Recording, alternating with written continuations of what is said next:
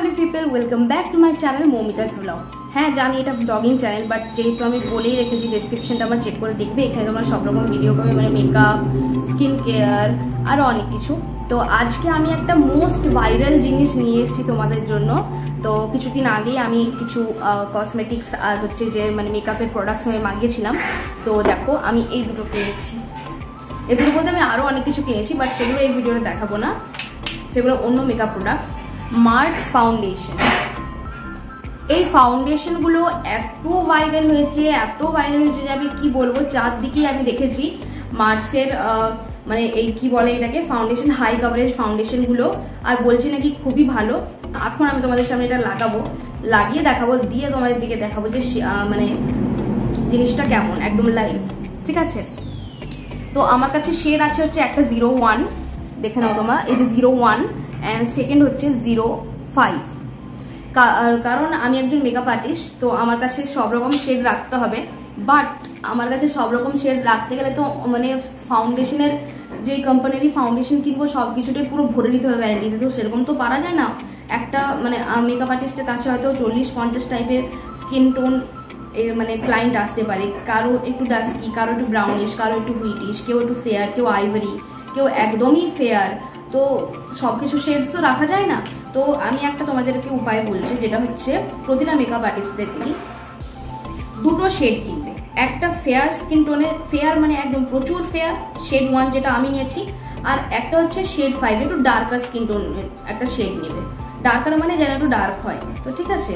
তো এটা হচ্ছে 05, আমার স্কিন টোন হিসাবে কিন্তু এটা একটু ডার্ক, আর এইটা হচ্ছে আমার স্কিন টোন হিসাবে একটু লাইট। সো আমার পারফেক্ট ম্যাচ এটা নয়, বাট এই দুটোকে মিক্স অ্যান্ড ম্যাচ করে আমি কিন্তু প্রতিটারই মানে আমারও সবারই ক্লায়েন্টসদেরও আমি ফাউন্ডেশনের কালার করতে পারবো। যেহেতু এটা কোনো মানে প্রমোশন ভিডিও নয়, কোনো পেড প্রমোশন নয়, কোনো মানে মার্স কোম্পানি কেন, কোনো কোম্পানি আমার মতো ছোটো ইউটিউবারকে কখনো পেড প্রমোশন করার জন্য প্রোডাক্টস দেবে না। তো সেই জন্য আমার কাছে 8টে শেড নেই, বাকি যাদেরকে দিয়েছে তাদের কাছে 8টে শেডই আছে। তো 8টে শেডে তারা সোয়াচ করে দেখাচ্ছে, সোয়াচ করে দেখাচ্ছে। আর আমার একটু টাংটানা স্লিপ হয়, তো একটু অ্যাডজাস্ট করে নিও তোমরা, ঠিক আছে। তো দেখি এই ফাউন্ডেশনগুলো কীরকম কী কাজ করে। তো চলো দেখা যাক, যে বেশি না লম্বা করে তাড়াতাড়ি অ্যাপ্লাই করে দেখা যাক কভারেজটা কেমন। 05 শেড, আর এটা আমি ইউজ করছি মানে এদিকটাতে। তো সবার প্রথমে আমি একটু করে নিলাম, হাতে নিচ্ছি, হাতে নিয়ে দেখছি কভারেজটা কেমন।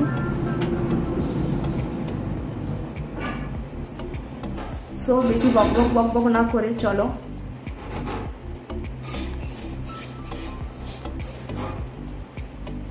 ইউজ করি।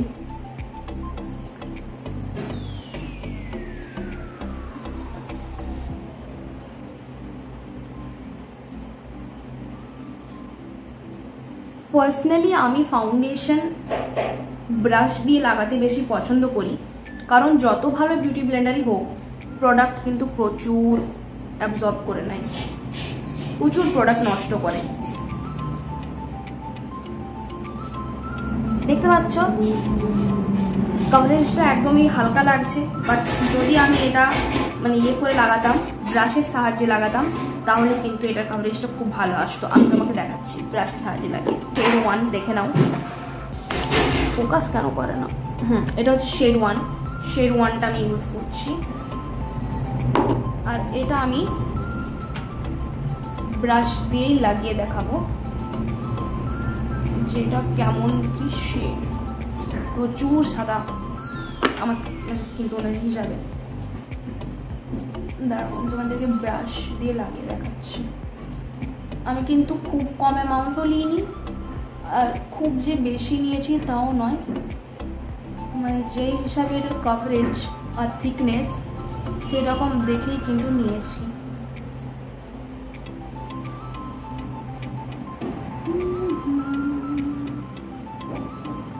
দেখতে পাচ্ছ ব্রাশ আর বিউটি ব্লেন্ডারের তফাৎ। আমি অলওয়েজ তোমাদেরকে একজন মেকআপ আর্টিস্ট হয়ে এটা একটা টিপস দিচ্ছি, বিউটি ব্লেন্ডার ইউজ করতে পারো, বাট আগে ব্রাশ ইউজ করবে আগে, আর ব্রাশ ইউজ করার পর লাস্টে টাচ আপ দেবে বিউটি ব্লেন্ডার দিয়ে, মানে লাস্টে এরকম ইউজ করে দেওয়ার পর লাস্টে একটু এইভাবে। আমি একটু কম করে লাগাচ্ছি, কারণ নাহলে প্রচুর সাদা হয়ে যেতে পারে। মুখটা।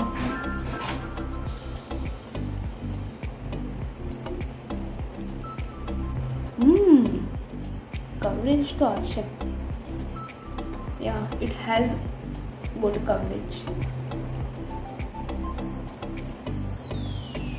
এটা কিনলে কিন্তু 2 শেড করেই কিনবে, কারণ এই প্রোডাক্টটা প্রচুর পরিমাণে অক্সিডাইজ হয়। চলো